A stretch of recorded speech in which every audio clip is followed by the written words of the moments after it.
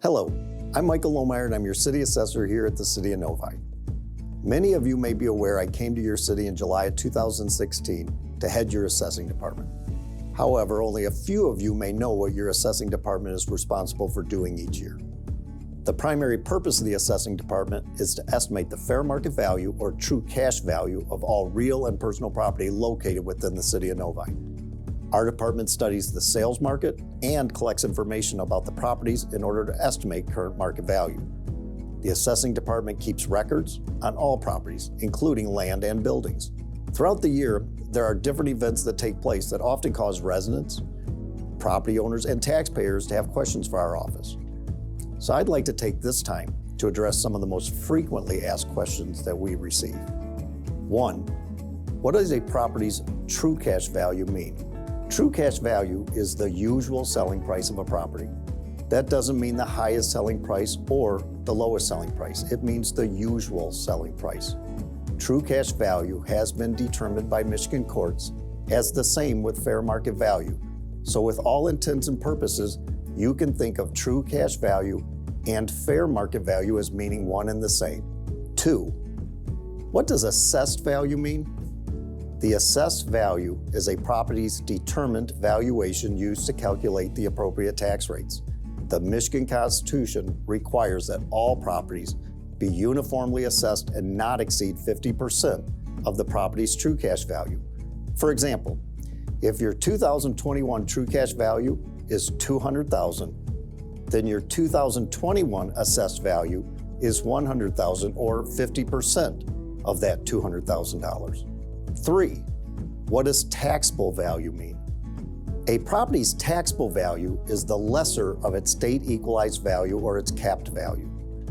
As an example, if your property's 2021 state equalized value is $100,000 and its capped value is calculated at $98,000, then your taxable value is $98,000, which is the lesser amount in comparison to the two. The exception is when a property transfers ownership. So if your property sold in 2020, then your taxable value would be uncapped to the state equalized value, which in this instance would be the $100,000. I'll speak more on what capped value means in a moment. Number 4, what is state equalized value? The state equalized value is the assessed value which has been adjusted after county and state equalization processes have occurred. The County Board of Commissioners and the State Tax Commission both review the local assessment jurisdictions and adjust or equalize them so they do not exceed 50% of true cash value. In most cases, the factor applied after the equalization processes have finalized is 1, which is why in most cases, the assessed value and state equalized values are the same. Number 5, what is a property's capped value? A property's capped value is a calculation. The value is calculated by using the prior year's taxable value with adjustments for any changes which have occurred to the property, both losses and additions, as well as the inflation rate multiplier. The capped value formula is straightforward and simple to administer. It is the prior year's taxable value minus losses times the inflation rate multiplier plus any additions. Additions are changes in cap value that arise due to physical changes in a property, such as a physical addition, the inclusion of omitted property or recognition of omitted property to the roll, or recognition or remediation of any environmentally contaminated property. Most of the time, the additions we find are where a taxpayer has added something new to the property from one year to the next, or where we have found something that we didn't know that was added in a prior year, which is what we call omitted property. Losses are the opposite of additions. They are changes in cap value that are due to property destroyed or removed, property which has become exempt, or property which has experienced a decrease in value due to environmental contamination. The inflation rate multiplier is the ratio of the general price level for the state fiscal year ending in the calendar year immediately preceding the current year, divided by the general price level for the state fiscal year ending in the calendar year before the year immediately preceding the current year. The change reflected by the Consumer Price Index, or 5%, whichever is less, is the multiplier used, as the inflation rate multiplier may never be greater than 5% in any one year. The inflation rate multiplier for use in the 2021 cap value calculations was 1.014, as the Consumer Price Index that was provided by the State Tax Commission was 1.4%. Number 6, how are property values determined? Every year we conduct field inspections and collect property information about every property in the city of Novi. For example, on residential properties, we collect information about the property's site size, living area size, basement type and finishes, and other value-related characteristics. Annually, we study all different neighborhoods and property class types in the city and compare the property's unique characteristics to property sales to determine any positive or negative changes in values.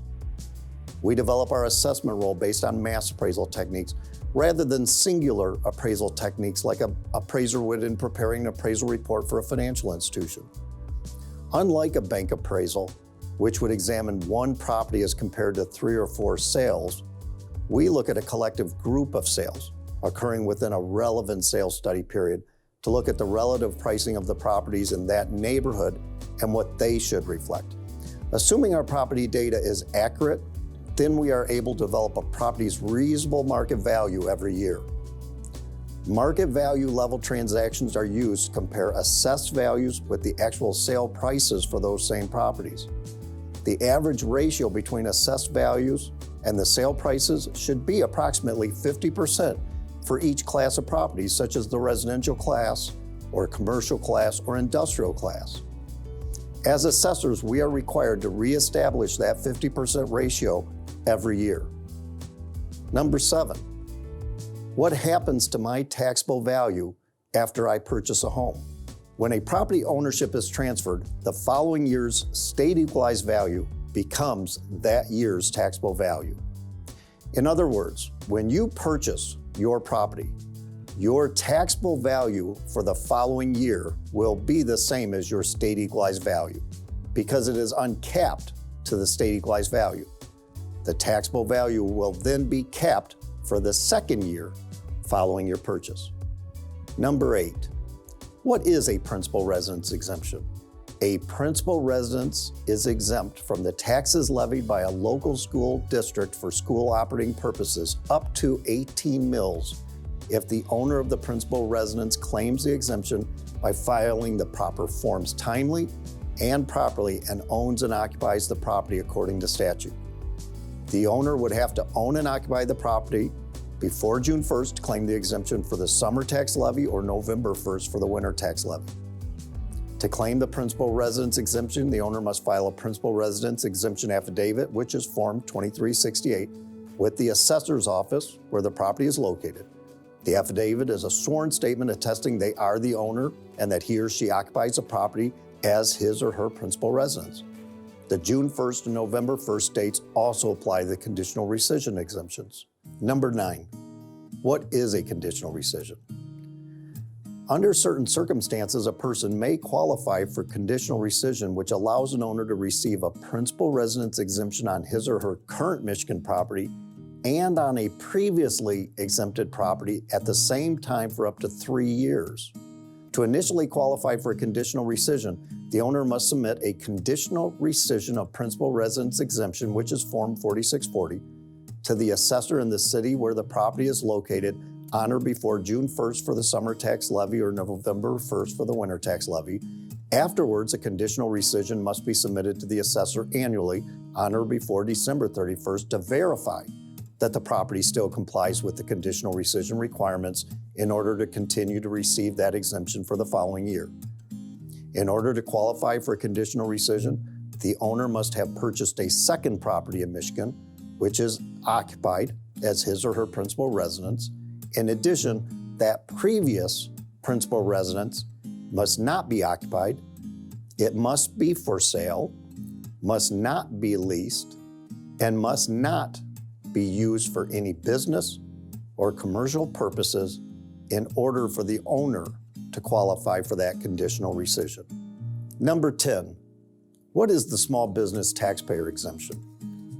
The small business taxpayer exemption started back with an effective date of December 31, 2013, beginning with the tax year 2014. It includes an exemption for personal property, which is defined as 1. Personal property classified as industrial personal property or commercial personal property as defined in MCL 211-34C, or would be classified as industrial personal property or commercial personal property if not exempt.